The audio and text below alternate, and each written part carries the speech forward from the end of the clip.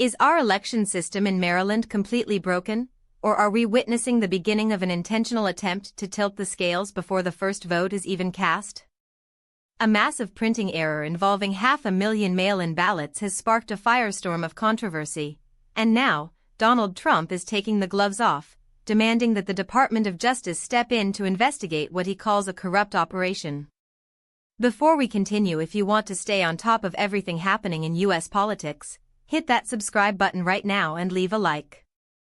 It really helps this channel grow and keeps us focused on bringing you the stories the mainstream media might be trying to downplay.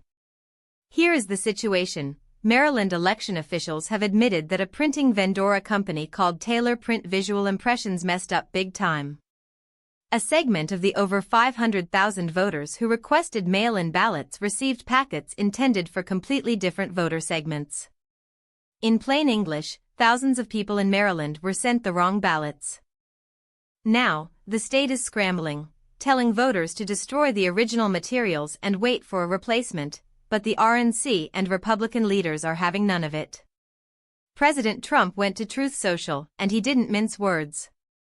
He called for an immediate investigation by the Justice Department, accusing Democrat Governor Wes Moore of orchestrating this error to ensure a Democrat win.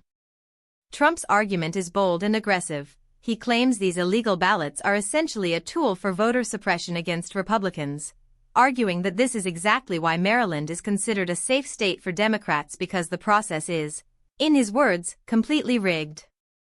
State Administrator of Elections Jared DeMarinis is pushing back hard against these claims of illegality.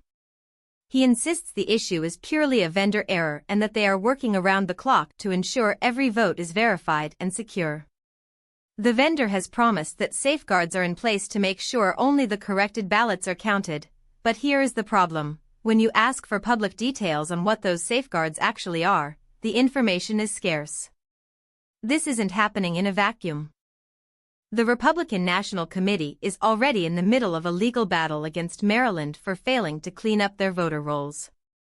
RNC Chair Joe Gruters is now sounding the alarm, stating that Marylanders deserve answers about who is receiving these ballots and how the state plans to prevent double voting.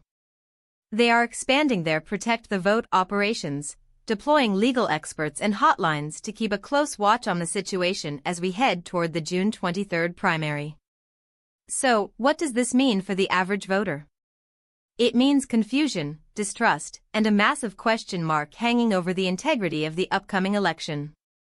When 500,000 people are told to discard their first ballot and wait for a new one, you have to ask, how many people will simply get frustrated and not vote at all? And more importantly, how many of those initial, incorrect ballots might accidentally slip through the cracks and get counted anyway? The outcome here is twofold. First, it puts immense pressure on the Justice Department. If the DOJ actually opens an investigation, it would be a massive escalation that could paralyze election operations in the state. Second, it deepens the partisan divide. Republicans are using this to justify their claims that mail-in voting is inherently insecure, while Democrats are pointing to the vendor's apology as proof that the system has internal safeguards that are working as intended. The reality is that trust in our electoral process is at an all-time low. Whether this was a simple, sloppy, human error mistake by a printing company or something far more nefarious, the optics are disastrous for the state of Maryland. If the people don't believe the process is clean, they lose faith in the result, and that is dangerous for any democracy. So what do you think about this? Do you believe this was just a simple printing mistake, or do you think there is actual corruption at the top of the Maryland government? Drop your opinion in the comments below. I read every single one. This situation is evolving by the hour, and we are going to keep tracking every update to see if the DOJ actually intervenes.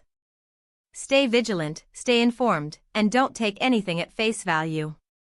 The truth usually lies in the details that everyone else is trying to ignore. Thanks for watching, and I'll see you in the next one.